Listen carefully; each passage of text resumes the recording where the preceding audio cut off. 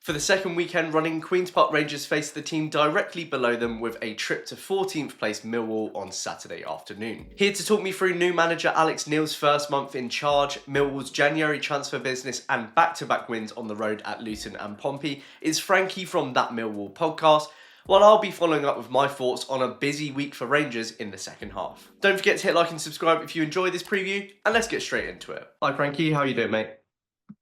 Yeah, good. Yeah, look forward to the show. How are you? You okay? Yeah, I'm good, thank you. Cheers for joining. Now, obviously, we're here to chat QPR Millwall this weekend at the Den. Millwall sit a point and a place behind QPR in 14th at the moment, head into this one on the back of 2 consecutive away wins, having won just 1 game in their previous 13 before last weekend. So, what have you made of the season so far? Up and down, like it has been for the last couple of years, to be honest. So we started quite slowly. We then picked up in the middle, and I think if you remember just before Christmas time, we was chasing the playoffs, and then our form absolutely nosedived to the point where we were looking at relegation zone, thinking, Jesus, might be a long second half of the season. But two wins in a week was a week could be a long time in football, can't it? So yeah, looking a bit more positive now. But whoever knows the championship, I guess. Yeah, very true. Now, the Lions have a different manager compared to our last meeting at Loftus Road back in September. Neil Harris has made way for Alex Neil. What have you made of him so far? How have things changed? The the football's a bit different. It's not a complete change from what we were doing under Harris and Rowett before that. It's still defence first, be solid, strong at the back, but with a bit more flair on the ball. We try to work the ball forward on the floor a lot more. It's still quite direct, but we're not lumping it up to a target man anymore. It's a lot more structured. So it's positive, but it's still very early doors. Now, Aaron Connolly and Tristan Kramer have joined this month, while Tom Bradshaw and Roman Esse have headed the other way, the latter going for £12 million. What have you made of your January activity, and do you expect any more movement before the deadline? Yeah, 100%. So we signed someone yesterday, a kid from Middlesbrough, Matthews, and we should be getting Luke Condell today, hopefully. So fingers crossed be eligible for tomorrow. So far, January's been good. It's very unmeal like normally we sign 1 or 2 players on loan on deadline day out of panic, I think.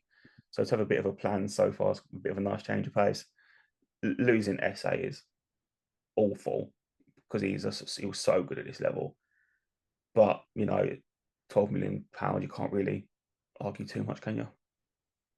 Well, it's very similar to when we lost Eze to Palace. They seem to have their eye on Yeah. the championship for these players. So yeah, it's a shame to lose him, but I assume you'll have sell-on clause and things like that inserted in that sale as well. So Apparently, so, yeah. yeah. So who's impressed you so far this season from the Millwall squad? Particularly thinking back to the signings you made in the summer, who has sort of settled in well and who hasn't really got up to speed? Our best player, and dare I say, potentially the best centre back in the championship is Japhet Tanganga. He is ridiculously talented, and it's baffling. He wears Millwall shirt every week. I have no idea what he's doing here. He's so good. So, and he's one of the people when he makes everyone around him better. When he's not there, we look a completely different side. So he's our best player by an absolute mile. Ivanovic was our record ever signing around the £3 million mark, which I know is not massive, but big money for us. He's finding a bit of form. Scored 2 in his last 2 games. I think he's now got 4 goals, 4 or 5 goals for the season. So getting up to speed a bit. 18 years old, but getting there. Who else is pretty good? Benor's pretty good in midfield. Get pass ball about. A bit more dynamic than some of our other players. So yeah, obviously Esse would have been the one that you'd have really looked at, but defensively we are still pretty solid. So What's the deal been with Macaulay Langstaff? Obviously, he's a striker that, a lot of championship clubs before the summer would have been eyeing up with his form in League One last season. Has he scored? I don't think he's scored yet, has he? one got One. 1 goal against Preston. Yeah, what's the deal with Macaulay Langstaff? Who knows? So when he signed, we were told like potentially the best finisher that Harris at the time had ever seen, and everything was really good and encouraging. he doesn't seem to have really had much of a fair crack at it, in my opinion. And you also then got to factor in some of our football at times has been a little bit turgid, to be completely honest. So probably not the sort of situation that a striker new to this level would want to come into. Um, so I'm sympathetic in that sense. He works hard, and you can see he's got pace, but whether he'll ever be able to score goals at this level still remains to be seen. It wouldn't shock me if he did potentially either leave this window or in the summer, because if it hasn't really worked, probably how both he or the club would have wanted it to. Yeah, that's fair enough. Well, you talked through players that have kind of caught your eye this season. On the flip side, where can Rangers get at Millwall this weekend? Fullbacks are Joe Bryan's either very good, which has been for the last two games, but a lot of teams do seem to target our left-hand side because if you ask him questions defensively, eventually he will make a mistake and slip up. Likewise, both our first team right backs are injured, which isn't ideal. So we've got a centre back that's a new signing playing out at right back. He's been excellent in his first two games, but you do sort of think if he was to get in and keep asking questions, would that eventually would that last? I'm not too sure. So if I was setting up against Millwall, I'd be attacking the flanks and getting balls into the box. Great. Okay. Well, cheers, Frankie, for running us through Millwall lately. Let's round off with a score prediction ahead of Saturday. I'll be happy with a draw, I think. So QPR come in quite good form, don't they? We haven't won a game at home for a while, so we've had a good week, but we've got so many injured players in a minute. If we could get a 1-1, I'd be quietly happy with that. But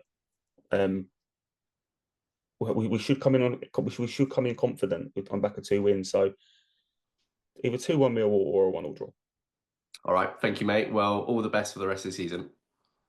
You too, mate. Thank you very much. Thank you so much again to Frankie for jumping on for this preview. You can check out that Millwall podcast via the link in the description down below. On to QPR now, and really it's transfer news overshadowing the chat about this fixture this time round. First of all, we had the arrival of 18-year-old Korean right-winger Yang Min-hyuk on loan from Tottenham Hotspur as announced by the club on Wednesday evening. Like a lot of signings under Nori, this one seemed to pop up out of nowhere. I posted a transfer deep dive on Yang on Thursday, which I'll link here, so if you want to find out more about his career to date, his player profile and my thoughts on that signing, make sure to check that one out. Next up then is 21-year-old Harvey Vale, who at the time of recording hasn't yet been announced by the club, but has been confirmed by multiple sources to be leaving Chelsea on an initial free transfer, with bonuses and an aggressive sell-on clause inserted into the deal. For once, against the club's wishes, we even know the contract length, with Fabrizio Romano revealing it's a 3.5-year deal until June 2028. Vale came up through Fulham's academy before moving to Chelsea's in 2016, where he's since spent time on loan at Bristol Rovers last season and Hull City the season before. He's predominantly a left midfielder, but he spent a lot of his career at left back or left wing back too, where he played roughly half his games for Bristol Rovers last season, scoring 3 goals and racking up 6 assists in League One. It sounds like he's got a lot of flexibility, which could be really useful for this QPR squad. He was even awarded Academy Player of the Year in 2022, which given Chelsea's absolute armada of youngsters, that must be saying something. As usual, I'll be posting a separate transfer deep dive for Vale in the coming days once that one hopefully gets over the line, so make sure to keep an eye out for that on the channel as well. So it sounds like 2 promising incomings. There's a couple of other rumours flying about as well around Perth Glory midfielder Jalen Pearman and Fluminense left back Escudina. But let's talk about the elephant in the room going the other way. And no, I don't mean Haverton Santos' loan to Vitoria.